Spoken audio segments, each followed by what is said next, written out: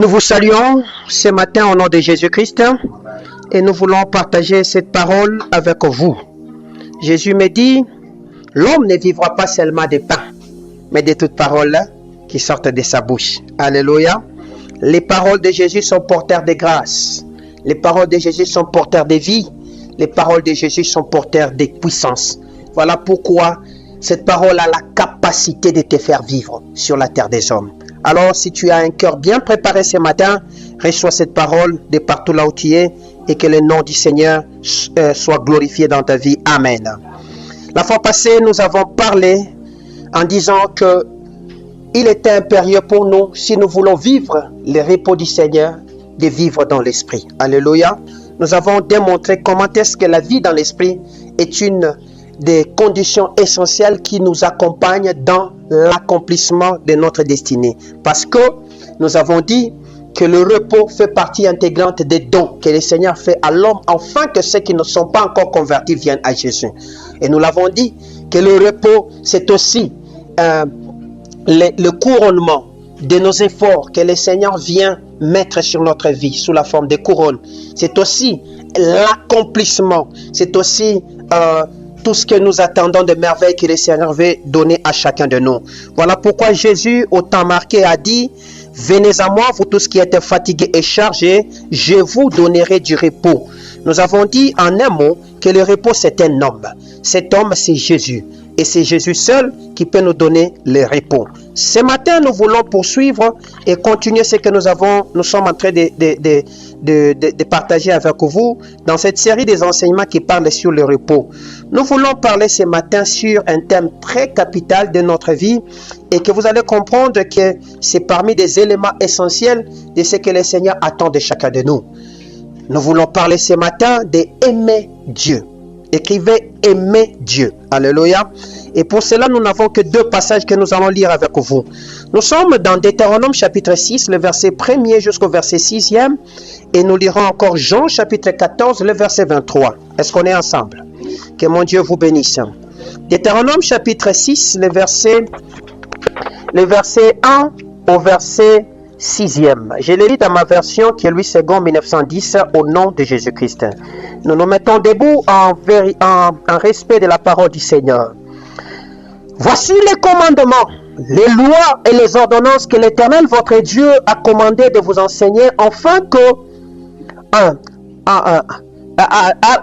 le Seigneur votre Dieu a commandé de vous enseigner, afin que vous les mettiez en pratique dans le pays dont vous allez prendre possession. Afin que tu craignes l'Éternel ton Dieu, en observant tous les jours de ta vie, toi, ton fils, et les fils de ton fils, toutes ces lois et tous ces commandements que je te prescris, et afin que tes jours soient prolongés. Tu les écouteras donc, Israël, et tu auras soin de les mettre en pratique, afin que tu sois heureux et que vous vous multipliez beaucoup, comme te l'a dit l'Éternel, le Dieu de tes pères, en promettant un pays où coule le lait et le miel. Écoute, Israël, l'Éternel notre Dieu est le seul éternel. Tu aimeras l'Éternel ton Dieu de tout ton cœur, de toute ton âme et de toute ta force. Et ces commandements que je te donne aujourd'hui seront dans ton cœur. Amen. Lisons encore Jean chapitre 23 et 14 verset 23 au nom de Jésus-Christ. Jean chapitre 14, rapidement je vais le lire pour vous. Voici ce que la parole du Seigneur me dit au verset 23e du 14e chapitre de Jean. La parole du Seigneur me dit ceci au nom de Jésus. Jésus lui répondit, si quelqu'un m'aime, il gardera ma parole et mon Père l'aimera. Nous viendrons à lui et nous ferons notre demeure chez lui. Amen, amen. Que mon Dieu vous bénisse. Que mon Dieu vous bénisse. Ce matin, je parle d'aimer Dieu. Je parle de ce thème capital qui est aimer Dieu. Lorsque Israël est dans le désert, ils sont à quelques mètres pour commencer la marche de la prise de possession du territoire, de ces merveilleux lieux que le Seigneur leur avait préparés qui s'appelait Canaan. Alléluia. le Seigneur donne ses recommandations, le Seigneur donne des grandes lignes à cet homme qu'on appelle Moïse, afin que Moïse les donne aux enfants d'Israël et que les enfants d'Israël prennent le soin de les noter parce qu'ils devaient les transmettre de manière générationnelle à tous les descendants. Amen, amen. Sachez-le, bien-aimés, toutes les fois que tu vas atteindre la porte de ta destinée, alléluia, toutes les fois que tu seras à quelques mètres d'entrer dans ta gloire, tu n'y entreras pas sans commandement, tu n'y entreras pas sans règlement, tu n'y entreras pas sans des guides. Le Seigneur donne toujours des préalables afin que nous sachions nous conformer pour que nous ne puissions pas perdre ce qu'il a préparé pour nous. C'était le cas avec Israël. Lorsqu'Israël est arrivé ce jour-là à la porte de Canaan, le Seigneur va dire ceci à cet homme qui s'appelle Moïse. Il dit, dans quelques jours, dans quelques instants, vous prendrez en possession ces lieux que j'ai dit à vos pères, que j'ai promis à vos pères. C'est vrai. Le Seigneur a fait une promesse qui tourne autour de ta famille. Le Seigneur a déjà déclaré une bénédiction sur ta famille. Les gens se sont battus pour y accéder, ils ne sont pas arrivés. Mais toi, tu es l'élu.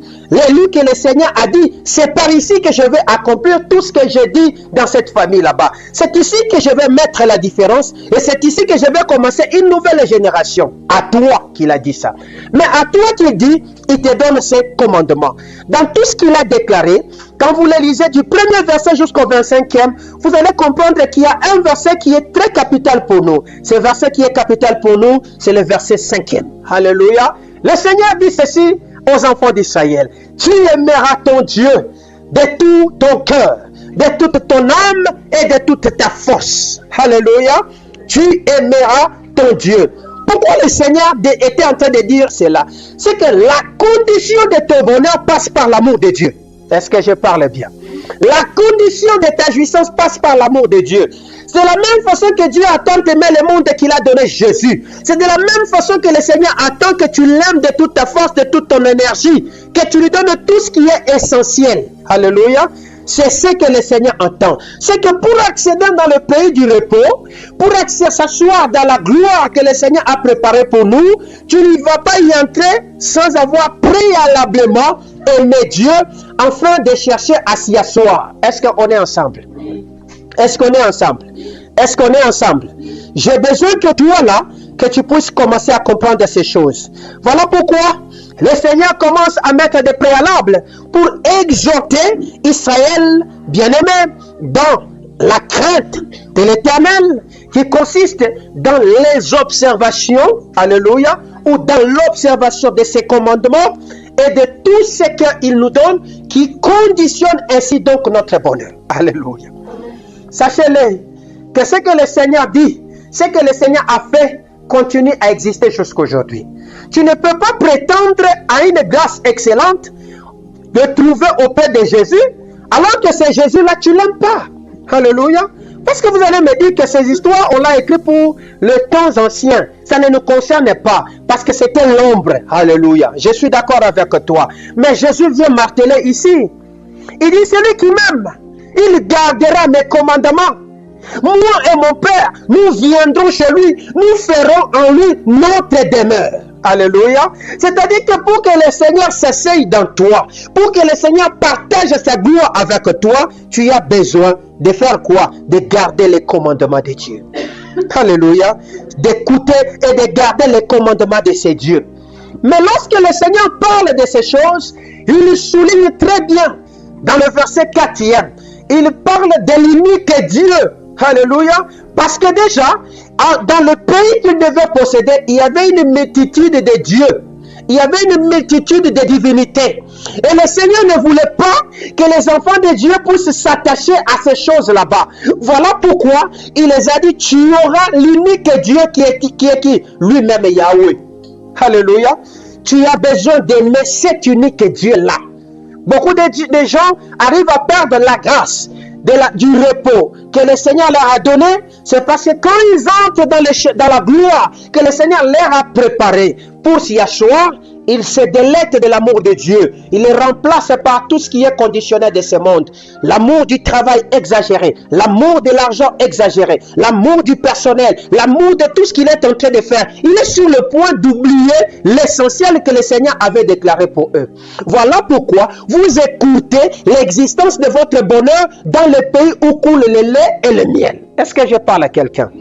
Parce que tu as besoin d'aimer Dieu, c'est-à-dire tu as besoin de le mettre, lui, Dieu, à la primauté des primautés. De prendre ton énergie, ta force et tout ce qui est de toi, de centraliser ça sur Jésus. Pourquoi? Parce qu'il est Yahweh. C'est lui qui est. Alléluia. Il est Yahweh. C'est lui qui doit être. Lorsqu'il se présente devant Moïse, il dit à Moïse, Moïse lui pose la question. Il dit, lorsqu'on me posera la question de savoir qui es-tu, il dit, va dire à mon peuple, je suis. Alléluia. Il doit être le présent dans ton existence. Il doit être le je suis de ton existence. Il ne doit pas être dans le passé ou dans le futur, mais il doit être dans le présent de ton existence, dans tout ce que tu feras. Parce que c'est un principe que le Seigneur pose, afin que nous puissions accéder dans cette gloire qu'il nous prépare, que toi et moi nous cherchons, et que les uns ont défini comme étant l'accomplissement de la destinée, et que les autres définissent pour dire que c'est le parachèvement de leurs efforts, ou des poursuites de ce qu'ils sont en train de faire dans cette existence terrestre que nous sommes en train de mener avec vous. Alléluia. Lorsque vous étudiez cela, vous allez comprendre que l'homme devient comment redevable à Dieu. Pourquoi? Parce que le Seigneur va plus loin. Il dit, souviens-toi de temps de servitude que tu as passé en Égypte, que j'étais sorti aujourd'hui. Alléluia. C'est que le repos vient lorsque l'affranchissement du Seigneur commence à apparaître. Le Seigneur commence à briser les chaînes. Le Seigneur commence à nous sortir de tout ce qui nous accablait et il veut nous faire asseoir dans ce que lui a préparé d'avance. Est-ce qu'on est ensemble? Est-ce qu'on peut calmer très bien cet enfant? Alors, nous avons besoin de faire quoi? D'aimer Dieu. La Bible dit, tu aimeras le Seigneur de tout ton cœur. Ici, lorsqu'on parle du cœur, parce que des fois la Bible parle d'esprit, des fois la Bible parle du cœur. Dans ce contexte que je viens de vous lire, il ne s'agit pas du cœur humain ou de cet organe que le Seigneur voudrait que tu le donnes. Non. Il s'agit de ton esprit. Alléluia. Il s'agit de l'esprit. Pourquoi? Parce que c'est la composante par laquelle nous recevons ce qui vient d'en haut. Alléluia. Le Seigneur parle à l'esprit. Et que cet esprit de l'homme, s'il n'aime pas le Seigneur, cet esprit ne va percevoir aucun message. Cet esprit deviendra insensible. Alléluia. Et cet esprit est coupé au contact divin. Parce que le Seigneur s'intéresse à cette entité là-bas. C'est dans cette entité qu'il vient s'aimer la vie qu'il est en train de s'aimer maintenant. Est-ce qu'on sait calmer cet enfant? C'est dans cette entité qu'on vient s'aimer la parole. Et cette parole qui est sémée va maintenant être filtrée dans l'âme. L'âme, quand l'âme va le percevoir par ses facultés qui s'appellent l'intelligence, la motivation et la volonté, l'âme va maintenant les filtrer aussi pour les libérer sous la forme d'énergie. Alléluia. Et cette énergie qui est libérée va maintenant affecter la composante chair que vous appelez force. Alléluia. Et la force venant, c'est alors que tu auras le courage d'accéder et de marcher dans les territoires que le Seigneur a préparés pour toi. Le Seigneur dit, tu l'aimeras de tout ton esprit. Alléluia. C'est-à-dire quoi? L'homme, dans ce qu'il perçoit, il doit mettre Dieu dans ce qu'il perçoit. Dans sa conscience là, il doit d'abord mettre Dieu dans sa conscience. Parce que c'est ça la faculté la plus majeure de l'âme. Dans ta conscience là, qui agit dans le subconscient, tu as besoin de mettre Dieu. Alléluia. Parce qu'il y a d'autres qui ont une conscience qui est tronquée. Une conscience qui n'est pas de Dieu. Une conscience malade. Voilà pourquoi nous avons des gens, lorsque la gloire vient, au lieu de travailler avec la conscience purifiée de l'Esprit de Dieu, ils travaillent avec une conscience corrompue. C'est ainsi que nous avons par exemple les cas dans ces pays, des gens qui volent, ils disent le jour que moi, je serai nommé, vous allez voir ce que je deviendrai. Parce que sa conscience n'a pas l'amour authentique de Dieu. Alléluia. Parce que la conscience qui a l'amour authentique de Dieu est cette conscience qui aimera son prochain comme lui-même. Est-ce que je parle bien? Tu aimeras le Seigneur de tout ton cœur. Tu aimeras le Seigneur ensuite de toute ton âme. Alléluia. L'âme, c'est le siège du souffle de la vie. Alléluia. Lorsque l'homme est créé, la Bible me dit que le Seigneur souffla de son esprit. L'âme a reçu l'énergie qui vient de Dieu. Alléluia. Et cette énergie-là, c'est l'énergie qui se caractérise par le souffle de la vie.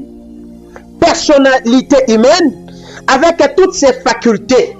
Le souffle de la vie est canalisé, est distingué et focalisé dans ce que nous avons comme intelligence. Alléluia. Dans ce que nous développons comme motivation et dans ce que nous développons comme vouloir, que vous appelez la volonté. Alléluia.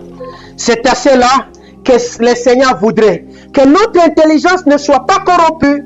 Lorsque Paul comprend que ceux qui sont autour de Rome ne sont pas bien, il leur écrit, il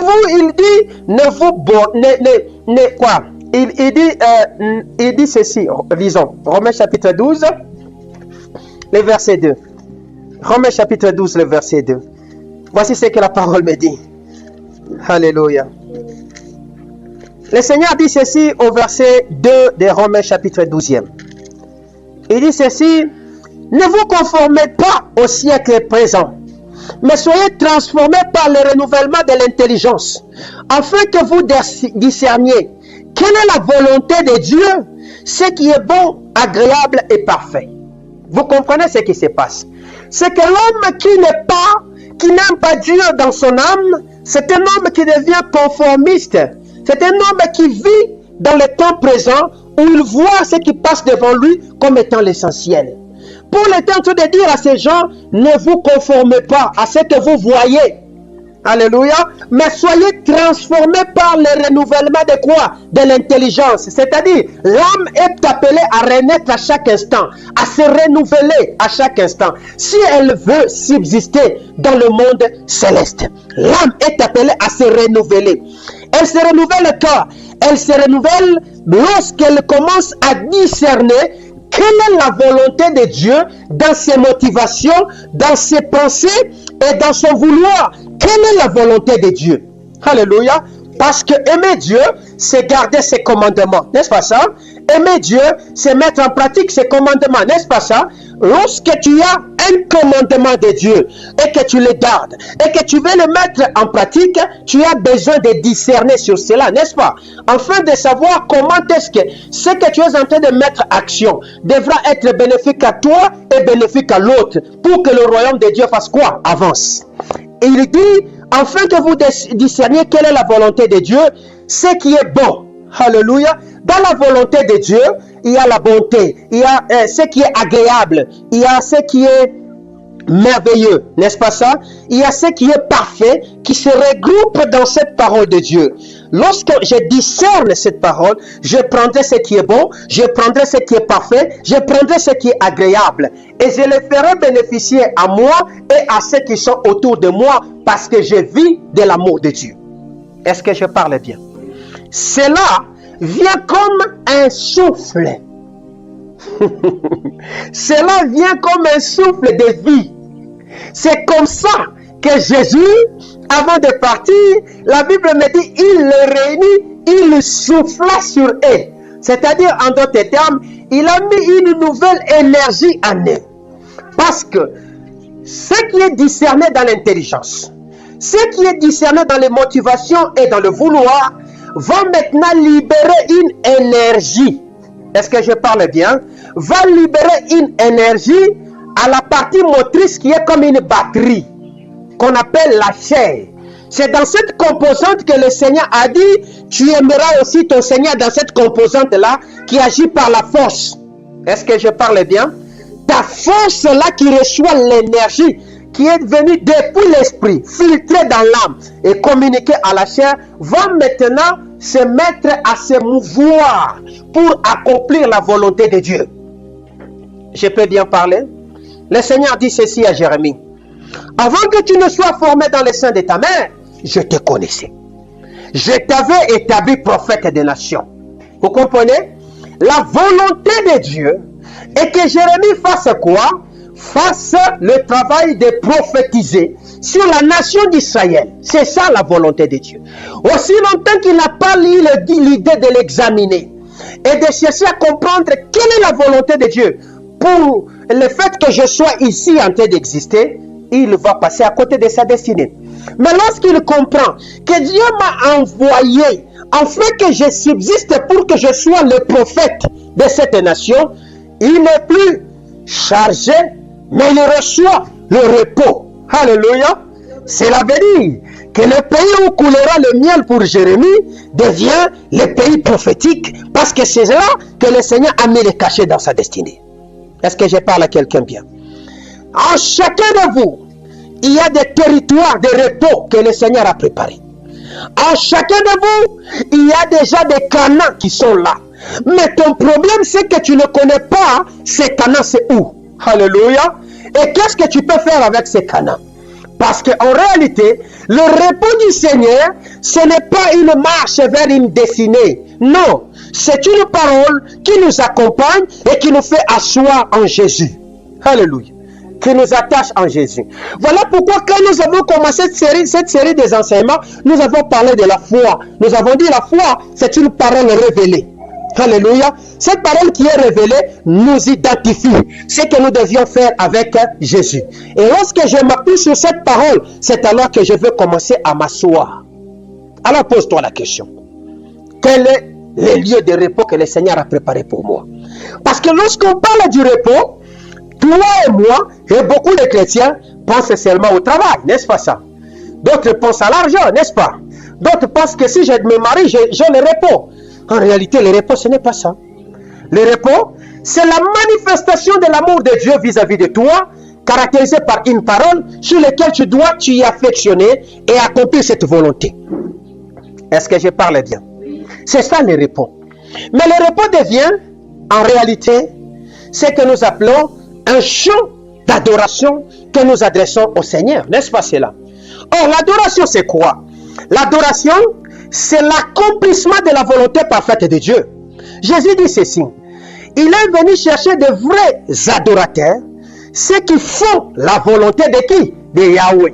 Donc, faire la volonté de Dieu fait de moi un véritable adorateur du Seigneur. Or, la volonté de Dieu peut être que tu sois son enseignant. La volonté de Dieu peut être que tu sois son médecin, que tu sois en train d'aider l'Église, de gagner les âmes. Ça dépend des domaines dans lesquels il peut t'appeler. Vous comprenez? Lorsque je fais ça, je réside dans la demeure du Seigneur. Et le Seigneur vient maintenant, lui et son fils, s'asseoir. Or, quand ils viendront s'asseoir, je n'aurai plus à m'inquiéter parce que j'aurai tout. Est-ce que je me fais comprendre? Alléluia. Est-ce que je parle bien?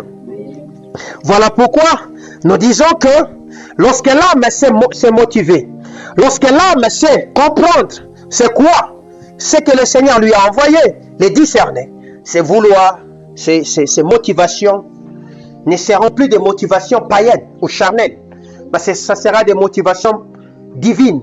Alléluia. Et un vouloir divin sur lequel il s'appuierait et son corps va bouger. Est-ce que je parle bien? Parce qu'il a déjà l'énergie. La troisième des choses, le Seigneur dit, tu aimeras le Seigneur de toute ta force. Je l'ai dit, la force, c'est la composante qui emmagasine l'énergie qui est déployée dans l'âme au dehors, sous l'impulsion du Saint-Esprit. Alléluia. L'énergie est venue depuis l'esprit, filtrée dans l'âme, qui est le pont, et cette fois-là, déposée, en d'autres termes, déployée dans la partie chair. Et dans toutes les facultés de la chair, nous avons l'énergie, on peut donc bouger. Vous le savez comme moi, que la chair a 5 facultés, n'est-ce pas? Et ce sont ces facultés maintenant qui vont permettre que je sente la sensibilité de la présence de Dieu et que je me mette à agir. Et j'obéirai à l'esprit. Comme nous l'avons dit, vivre dans l'esprit. Est-ce que je parle bien? Lorsque vous comprenez ce préalable, nous nous posons la question de savoir, mais c'est quoi aimer Dieu? Alléluia. Parce que là, j'ai jeté des jalons sur plusieurs fronts. Mais en définitive, c'est quoi aimer Dieu? Aimer Dieu revient à ce que Jésus dit dans Jean 14, 23. C'est-à-dire quoi? Garder ses commandements. Afin d'en faire l'usage dans le temps, dans son énergie, dans ses talents et dans ses ressources. Alléluia. Donc, mes ressources, mes talents, mon temps, mon énergie font quoi? Sont en train de travailler afin de répondre à l'énergie du commandement qui a été libéré dans l'esprit, filtré dans l'âme pour que je m'y exécute. Voilà pourquoi Jésus a dit, si vous m'aimez, vous garderez mes commandements. Est-ce que je parle bien? Vous garderez mes commandements. Vous ne les garderez pas seulement, mais vous les mettrez aussi en pratique. Alors, à ce point, une autre question se pose. La question de savoir quel est le bénéfice de garder ces commandements. Quel est le bénéfice d'aimer Dieu en un mot? Alléluia. Le bénéfice de garder les commandements ou d'aimer Dieu en un mot, c'est que lorsqu'on aime Dieu, le Seigneur se sent obligé de se déplacer vers toi. Alléluia. Le Seigneur se sent obligé de venir s'asseoir chez toi. Le Seigneur se sent obligé de venir t'assister. C'est à cela que tu vivras le vrai repos. Lorsque l'homme de Zachée a manifesté un amour extraordinaire pour Jésus, en se délectant de tout ce qu'il avait comme fonction de haut cadre dans la douane, pour aller monter sur un sycomore, juste pour voir celui dont on parlait. Jésus a vu l'amour. C'est comme ça que Jésus s'est déplacé. Est-ce qu'on s'est donné de l'eau à cet homme ici qui a sommeil? Jésus s'est déplacé. Il est venu vers lui. Alléluia. Il est venu demeurer en lui. Et quand il a compris que Jésus est là, il a compris que tout ce qu'il avait comme gloire de ce monde était inutile. Il les a redistribués. Parce qu'il avait gagné une gloire ineffable, une gloire inaltérable, une gloire qui ne peut pas se perdre. C'est Jésus. Donc, l'avantage de garder les commandements de Jésus, l'avantage de mettre les commandements de Jésus en pratique, se résume dans le fait que le Seigneur lui-même se déplace vers toi. Alléluia. Et lorsque le Seigneur se déplace vers moi, je deviens heureux. Je deviens heureux. Parce que celui qui n'a pas le commandement de Jésus, c'est un monsieur, c'est une femme que vous allez voir qui est des fois aigri, colérique. Alléluia. Il n'a pas cette douceur-là. Il est agité en lui-même. Mais celui qui a Jésus en lui, celui qui garde Jésus en lui, vous allez voir que c'est un homme qui a l'avantage d'être calme en lui. Les temps modernes, les agitations du monde ne peuvent pas faire quoi? Les déséquilibrer. C'est à cela que j'ai laissé un message sur le groupe en disant dans le psaume 35, le verset 27, notre Dieu prend plaisir à notre paix. Alléluia. J'ai dit que la paix est l'élément fédérateur sur lequel se déploie tout ce que l'homme cherche comme bonheur sur la terre. Voilà pourquoi Jésus, avant de partir, il va nous laisser sa paix qui est différente de la paix du monde. Et la paix du monde, quand elle est là, elle n'est pas une paix qui vous garde dans la tranquillité. Mais la paix de Jésus nous garde dans la tranquillité. C'est comme ça qu'il insiste, il dit que votre cœur ne se trouble point. Alléluia. Parce que tu as déjà la paix. Il va garder le cœur. L'esprit de la personne ne sera pas troublé. Et cet homme ne vivra pas comme un homme charnel, c'est-à-dire coupé de l'esprit, mais il vivra dans toutes ces trois composantes. Est-ce que je parle bien? Lorsque cela se manifeste en toi, tu vas vivre ce que Paul est en train de dire aux Thessaloniques. Il dit, soyez dans la joie. Alléluia. Lorsque tu reçois la visite de Jésus ou la visite de Dieu lui-même, tu vas voir quoi? Un déploiement de la joie en toi. Cette joie que tu ne sais pas expliquer.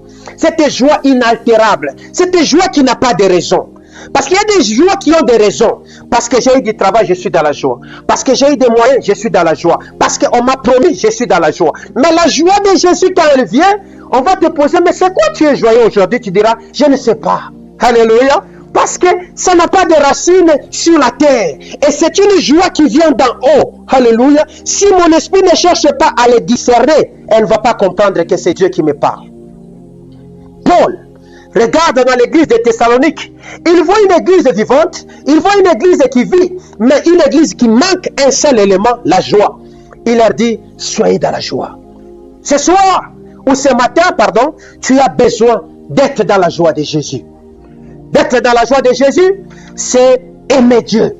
Lorsque tu aimeras le Seigneur, tu verras que tu vivras cette joie qui ne peut pas s'altérer. David a fait l'expérience de ceci.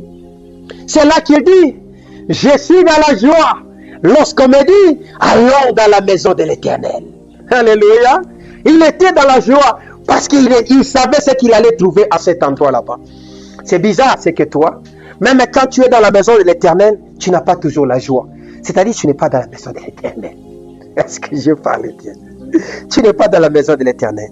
Le Seigneur dit à ceci aux enfants d'Israël, lorsqu'il parle par la bouche de Moïse, il dit, aujourd'hui vous allez marcher sur Canaan, le pays de la promesse que j'ai fait à vos pères. Mais vous devez savoir une chose, vous devez m'aimer. Parce qu'il y a un danger dans cette histoire. Lorsqu'on cherche le repos, on a un amour exagéré de Dieu. Mais des fois, quand le repos se manifeste, si tu n'as pas l'Esprit de Dieu, l'amour de Dieu s'affaiblit. C'est comme ça que Dieu n'est plus ta priorité. Et tu as la priorité sur d'autres centres d'énergie, d'autres motivations. Et tu es sur le point de dire, Kazinjo Baba, Kazinjo Mama. Alléluia. J'ai entendu des gens dire cela sur la terre de ces hommes. J'ai dit, Kazi, Aina Baba, Kazi, Aina Mama. Alléluia. Mais c'est quelque chose comme un don que le Seigneur donne. Lorsque Dieu est au-dessus de ce travail vivra. Mais lorsque l'homme attache Dieu et enlève Dieu, il prend le travail, il l'associe comme une divinité génératrice, il échoue. Tu n'auras pas d'autre Dieu devant ma face. Est-ce que je parle à quelqu'un? Il dit, vous apprendrez à craindre l'Éternel ton Dieu. Donc, observer le commandement de Dieu, c'est la crainte de Dieu. Et le bénéfice qu'il y a dans ces jours, dans ces commandements, c'est quoi? C'est une vie, une longue vie. Les gens qui meurent à 18, 20 ans, 30 ans des fois, c'est parce que très souvent, il n'y a pas la crainte de Dieu. Alléluia. Il n'y a pas la crainte de Dieu. Et la crainte de Dieu, ce n'est pas trembler le Seigneur, c'est juste l'aimer. En gardant ses commandements et en les mettant en pratique. C'est ça la crainte de Dieu. Et c'est une sagesse qu'on reçoit de l'Éternel. Est-ce que je parle bien? Il dit, tu les écouteras. Donc, Israël, et tu auras soin de les mettre en pratique afin que tu sois heureux. Lorsque je garde la parole de Dieu, je deviens heureux dans tout ce que j'ai fait. Et je vais prospérer. Voilà pourquoi le Seigneur, parce qu'il sait qu'il a déjà mis quelque chose de spécial en toi, il dit quoi? Je souhaite que tu prospères, comme prospère l'état de ton âme. Alléluia. Il veut que nous puissions prospérer. Est-ce que je suis ensemble avec toi? Nous allons encore. Il dit, tu aimeras, écoute Israël, l'Éternel notre Dieu est le seul éternel. Il n'y a pas deux dieux. Il n'y a pas trois. Le mariage ne doit pas être Dieu. Le travail ne doit pas être Dieu. Les enfants ne doivent pas être Dieu. Ton mari ou ta femme ne doit pas être Dieu. Ton père et ta mère ne sont pas des dieux. Alléluia. Le pays que tu habites n'est pas une divinité. Il n'y a qu'un seul éternel. Un seul que la Bible nous souligne, qu'on appelle Yahweh. Celui qui est. Alléluia. C'est celui-là sur qui tu dois faire quoi? Compter. Même quand tu auras sensation de croire que je suis dans mon bonheur, dans mon repos, ton éternel sera qui? Yahweh. Est-ce que je parle bien? Il dit, Il dit, tu les inculqueras à tes enfants et tu les parleras quand tu seras dans ta maison. Ce que le Seigneur t'a donné là comme instruction, c'est une instruction qui doit aller de génération en génération. Alléluia. Ça doit se transmettre comme une loi d'hérédité en instruisant aux autres ce que Dieu a fait sur vous et ce que Dieu attend d'eux. Voilà pourquoi vous avez vu Isaac, vous avez vu Jacob, vous avez vu tous les patriarches, avant de mourir, ils réunissaient autour des enfants, ils donnaient des instructions. Alléluia. Ils libéraient la parole. Parce que la parole que le Seigneur sème à nous, qui nous accorde le droit de jouir dans le bien-être et de vivre les plans de Dieu, d'accomplir ses merveilles et d'accomplir sa volonté, c'est une parole vie. J'ai parlé de souffle. Alléluia. Ce souffle, avant que l'homme ne relâche ce souffle, il doit les semer dans l'autre. Alléluia. C'est comme ça que le royaume s'agrandit. Si aujourd'hui, beaucoup d'enfants de Dieu ou beaucoup des hommes sur la terre ne parviennent pas à manifester ou à jouir du repos, c'est parce que ceux qui les ont précédés, ceux qui ont goûté au miel, n'ont pas su libérer cette parole-là. Alléluia. Parce que le repos que moi j'ai aujourd'hui, cette identité du repos est générationnelle et dans mes veines se trouve avec moi. En réalité, je dois marcher dans le couloir ou dans la route que le Seigneur a tracée dans la famille selon le modèle qu'il a inculqué. C'est comme ça que les uns, il les a fait évangélistes, les autres les apôtres. C'est-à-dire le couloir de cette onction nous suivra et tous nous passerons par là. Je ne suis pas étonné de voir dans une famille, il y a 5 pasteurs. C'est leur couloir. Alléluia. Je ne suis pas étonné que dans une famille, il y ait autant d'économistes. C'est leur couloir. Autant de médecins, c'est leur couloir. Maintenant, si toi, tu veux te conformer et devenir comme eux, tu quittes ton jardin de délices, tu vas dans l'autre jardin de délices, et là, tu ne vivras que malheur et souffrance. Est-ce que quelqu'un comprend que nous sommes déjà dans notre jardin de délices? Personne ne comprend. C'est parce que vous ne cherchez pas à les comprendre. Est-ce que je parle bien? Tu es déjà dans ton jardin. Dès l'instant que tu es venu à Jésus, et le Jésus a sémé des choses en toi. Alléluia. Ces choses-là définissent ton jardin, pour lesquelles lorsque tu t'y mets, tu vas travailler et tu vas jouir du bonheur que le Seigneur a préparé pour toi. Ton jardin de délices peut être le modèle et le modèle que le Seigneur a défini pour ta vie. Il avait défini pour Daniel le modèle d'un homme de prophétie. C'est là que Daniel a rencontré même des autorités, juste en prophétisant. Il avait défini le modèle du délice dans Joseph par l'interprétation des songes, les dons d'interprétation des songes. C'est à cela qu'il est allé s'asseoir à côté du pharaon. Est-ce que je me fais comprendre? Donc, tu as déjà ça en toi, ton jardin de délices. Tu as déjà ton canard avec toi. Tu le négliges seulement. Appuie-toi sur toi et dis au Seigneur, où est-ce que je dois passer? Le Seigneur va déployer les anges de destinée, qui sont des hommes, sur lesquels ils vont maintenant te lancer dans le couloir, te mettre dans le couloir, et lorsque tu seras dans ce couloir, s'il a été dit que tu vas rencontrer un ministre dans ce couloir, tu le rencontreras. S'il a été dit dans ce couloir, tu deviendras président dans ce pays, tu le deviendras sans effort. Est-ce que vous me comprenez? C'est comme ça que j'ai dit, nous avons déjà le repos. Le repos, c'est Jésus. Alléluia. Et Jésus s'est défini à chacun selon son modèle. Si moi, Elvis, j'ai dit je cherche le repos, je me moque de Dieu. Parce que le modèle que Jésus a fait de moi, c'est qu'il a fait de moi une lance-voix pour sa maison. Je suis déjà dans mon repos. Le modèle de Jésus pour moi, c'est l'enseignant. Alléluia, par exemple. Ou la lance-voix. Je dois le faire bien parce que ce travail que je fais, c'est ce qui va m'ouvrir mon bonheur. Alléluia. Je l'ai dit. Ce que tu fais là conditionne ton bonheur en Christ. C'est parce que tu le fais mal, c'est comme ça que tu n'as pas le bonheur et tu attends un bonheur à venir. Et ce matin, je te dis, ton bonheur n'est pas à venir. Ton bonheur est déjà avec toi. Fortifie-toi seulement et prends courage dans ce que tu as comme talent. Jésus, quand il a vu qu'il ne comprenait pas, les gens ne comprenaient pas la notion du repos, il fait un parabole sur les talents. Il dit aux uns, il a donné 5, aux autres, il dit fructifiez-les. Bien-aimé, nous avons déjà le repos avec nous. Tu as les talents. Je l'ai parlé, je l'ai dit une fois. Il y a une sœur avec qui nous prions qui est ici. C'est que elle, si elle comprend très bien ici, elle va dire oui, c'est ça le modèle. Tu t'imagines que quelqu'un, quand il grandit, elle dit moi je deviendrai une commerçante. Je vais faire les humanités commerciales. J'ai besoin d'exceller dans le domaine des business, par exemple. Mais son père lui dit non. Toi, fais la médecine vétérinaire, par exemple. Tu comprends? L'enfant va faire la médecine vétérinaire. Et quand l'enfant se retrouve dans la médecine vétérinaire, rien ne tourne. Elle travaille, elle peine, rien. Maintenant, à un moment T de sa vie, le Seigneur veut lui montrer que le repos, c'est moi.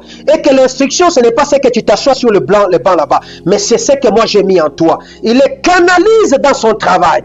Et lorsqu'il arrive dans ce travail, il le transforme et le retourne dans l'élément que l'enfant avait à la jeunesse. Un médecin vétérinaire qui devient comptable, qui fait les déclarations, qui va déposer des notes de perception et elle n'a jamais étudié ces choses. Mais quand elle fait ça, les gens disent, les gens qui l'ont dit, tu es intelligente. Moi j'ai pris 50, j'ai pris autant d'années pour apprendre ces choses. Mais toi, en un laps de temps, tu as maîtrisé ça comment? C'est parce qu'il a l'élément en lui. Est-ce que je dois insister? Non, j'arrête, je m'arrête par ici. Que mon Dieu vous bénisse. Est-ce que je me fais comprendre? Tu as un enfant qui parle beaucoup, mais tu es toujours toi. Mon enfant, tu parles trop. Laisse-le. L'élément parler trop est l'élément qui va le bénir. Peut-être que c'est un journaliste.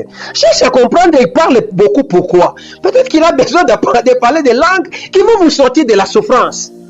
Vous comprenez? Non, cet enfant, il détruit tout. Il ouvre des appareils, il ferme. Il est dans le domaine de l'électronique, par exemple. Canalise-le dans cette énergie. Mais c'est comme ça que tu es différent d'un animal. Tu as l'intelligence pour discerner.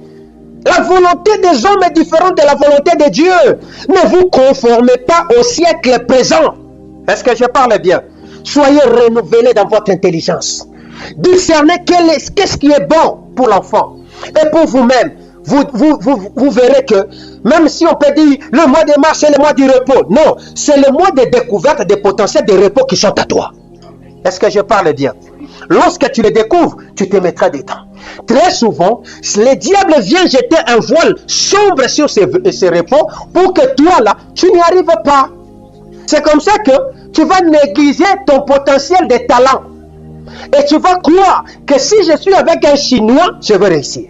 Si je suis à TFM, je vais réussir. Vous comprenez? Mais les talents là que tu as, par exemple de la peinture, de la plomberie, de l'usine, tu vas voir que tu as négligé ça. Tu passes à côté. Est-ce que je parle bien?